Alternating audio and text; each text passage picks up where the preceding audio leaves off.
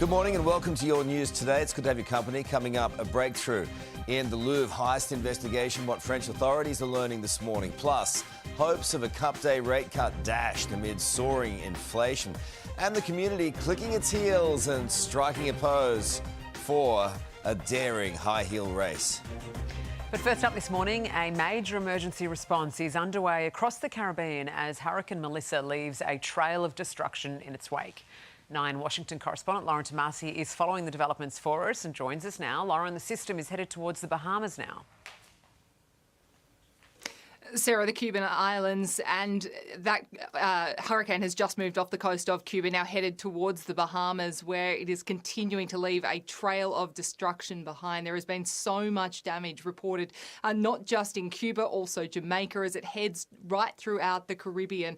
There has been a huge portion of damage in Jamaica specifically, where Melissa has moved through, flattening out villages in what has been the most powerful hurricane to hit the region in more than 90 years. This morning, the United States is sending in damage and recovery teams to help out with those efforts, but there has been such a widespread damage of communication infrastructure that the extent and scope of this just isn't known. It's going to take days and weeks to see the full extent of that damage. This morning, we know at least 30 people have been killed. Sarah. All right. Thank you, Lauren. Prime Minister Anthony Albanese and US President Donald Trump have dined side by side in South Korea just a week after their first official meeting.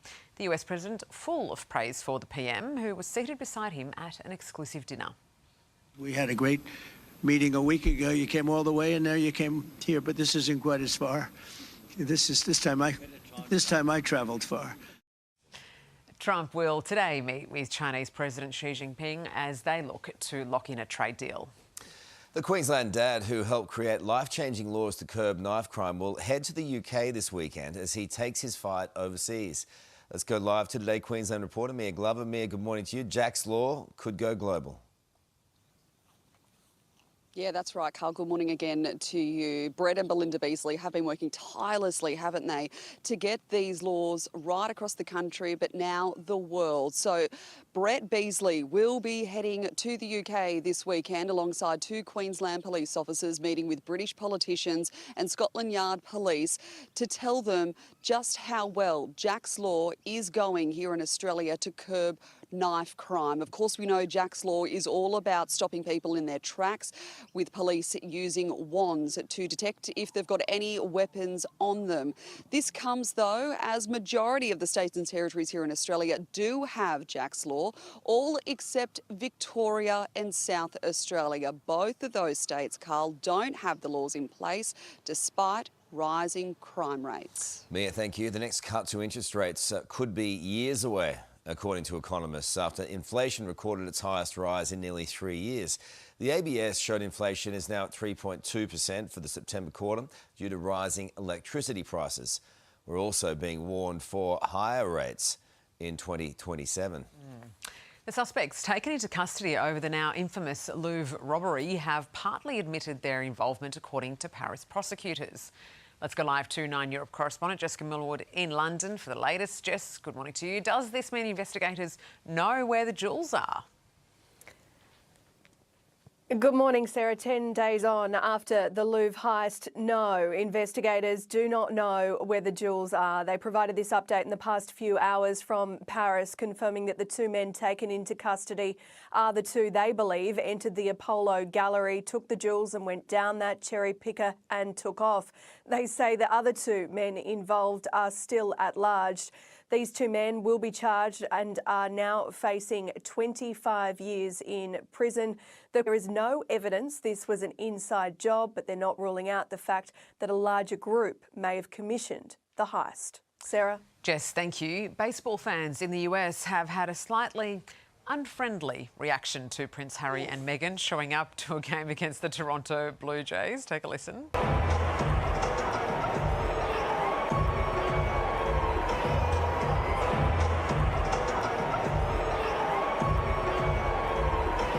Sheesh, yeah, that is nasty. The Blues led to reaction from the Duke and Duchess of Sussex that harked back to the infamous Coldplay moment. Sporting their Dodger blue caps, their support couldn't, though, help the team which lost to Toronto. You win some, you lose some.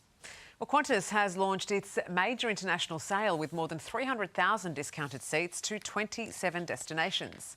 Return flights from Sydney to Denpasar costing just under $600 and a return seat from Brisbane to LA just over $1,000.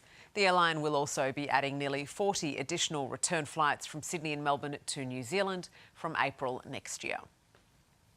Former US Vice President Kamala Harris has fumbled through an Australian interview about Joe Biden's re-election as ABC's Sarah Ferguson pressed her on her campaign role.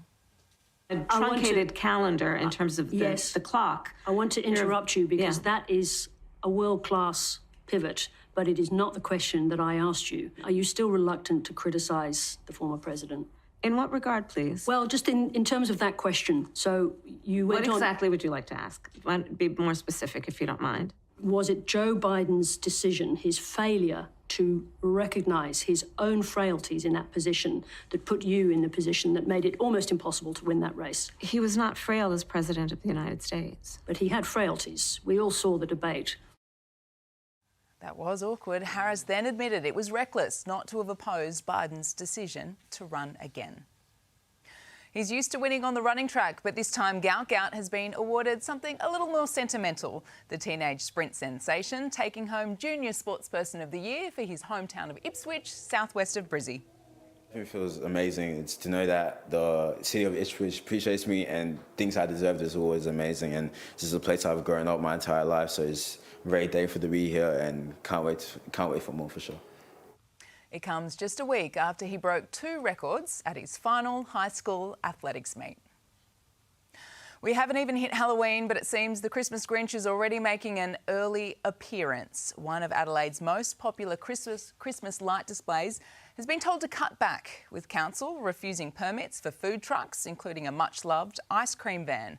The 9th Avenue Christmas lights in St Peters has grown to 74 homes, drawing thousands each year, but complaints over noise and traffic have prompted tighter rules. Organisers, however, say they'll keep the lights shining well into the festive season.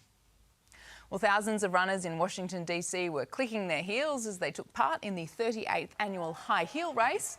Donning stilettos, participants sprinted, posed and paraded down the street. The event is a staple in the city's pre-Halloween festivities, highlighting acceptance and individuality within the LGBTQ community. I reckon a few rolled ankles there as well, probably. Looks like it.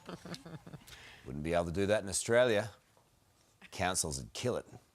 Case in point, Sydney street performers have hit a sour note with busking banned from one of the city's busiest strips. Let's go live to today's Sydney reporter Jack Hahn, who's on George Street. You know what I'm saying, Jackie boy?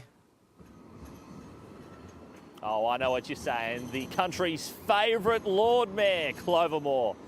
She's back at it again, making headlines. Why? Because she has banned busking. You might ask, what's the ban about? Well, it's because there is quite literally just not enough space here. I mean, look at this footpath. Can you really fit anything in here? I'm barely being able to walk here at the moment. There's just simply not enough space on George Street for busking, according to Clover Moore. So she's set aside just a handful of locations where you can busk, and you'll have to pay for the privilege, forking out a $50 fee.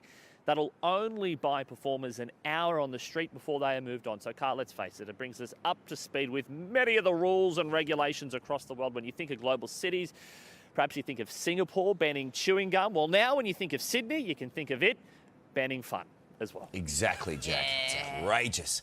Boring city after all. Thank you, Jack. Well, Robert Irwin has stunned the US and the world with his latest performing on Dancing with the Stars. Beautiful. The Aussie icon and his partner. Is he too early to be an icon? Never. Receiving 2 perfect 10s after their blood-soaked Halloween routine. Oh, blood soaked. G'day, mate. It's a 10. Jerry Cuff. 9. Cheryl Burke. 9. Bruno Tonyogi. 10. 38 out of 40 for Robert and Whitney. Wow. Oh, it's like he's got crop blood all over him. The dancing duo tied at the top of the leaderboard in the competition after their Argentine tango. Ooh, bit saucy. It's a beautiful dance. I like it. I like this one Same. the most, actually. More of that later. Take a look at the weather now across the country. A pretty good-looking Thursdays ahead for Canberra, Melbourne and for Hobart. A shower or two, though, for Brisbane, Sydney, Adelaide and Perth.